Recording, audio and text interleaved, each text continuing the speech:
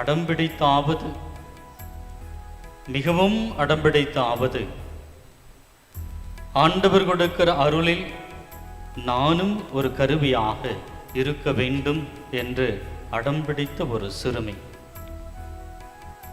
நம்முடைய குழந்தை தெரசம்மால பெரிய உருவமாக செஞ்சு வச்சிருக்கிறாங்க இல்லைங்களா? பார்க்கறதுக்கு பெரிய பெரிய மனுஷன் மாதிரி செய்து வைத்திருக்கிறார்கள். ஆனால் எத்தனை வருஷம் ஒரு உயிர் வாழ்ந்தால்? 24 ஆண்டுகள். 1897 செப்டம்பர் 30 விண்ணகத்திற்கு அவர் பயணம் மேற்கொண்டார். சிறு வயது, சின்னஞ்சிறிய வயது, அதுவும் தன்னுடைய குடும்பத்தில் இருக்கிற எல்லாரும் இந்த கன்னியர் மடத்திற்கு சென்று விட்டார்கள்.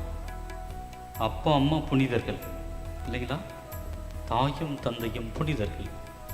அவர்களே சகோதரிகள் எல்லாம் கன்னியர் மடத்திற்கு சென்று விட்டார்கள். இவருடைய ஒகேஷன்ல திருத்தந்தை கூட உள்ள இருக்கிறார். போறது, திருத்தந்தை கிட்ட போறது, நான் குருமடத்தில் சேரணும்னு கேட்கறது, நீ சின்ன பிள்ளைமா நீ வேண்டான்னு அனுப்பிவிட்டு திரும்ப போறது, திரும்ப திருத்தந்தை கிட்ட கேட்க வேண்டியது, என்ன செய்யறது, திரும்ப நீ சின்ன பிள்ளைன்னு அனுப்பி. அடம்பிடித்து கண்ணீர் மடத்திலே சேர்ந்த ஒரு புனிதை குழந்தை இயேசுவின் தெரசா. அன்புக்குரியவர்களே, இந்த குழந்தை இயேசுவின் தெரசால் தன்னுடைய வாழ்க்கையின் சரித்திரத்தை தன்னுடைய சகோதரியான பெரியவங்க சொல்லி தன்னுடைய வாழ்க்கையின் சுயசரிதை எழுதுகிற பொழுது ஆன்மாவின் வரலாறு, ஆங்கிலத்திலே ஸ்டோரி ஆஃப் தி சோல் இல்லையா, ஒரு ஆன்மாவின் வரலாற்றை எழுதுகிற பொழுது அவள் மிகவும் அழகாக சொல்லுகிறாள். என்னவென்று, என்னுடைய அழைத்தல்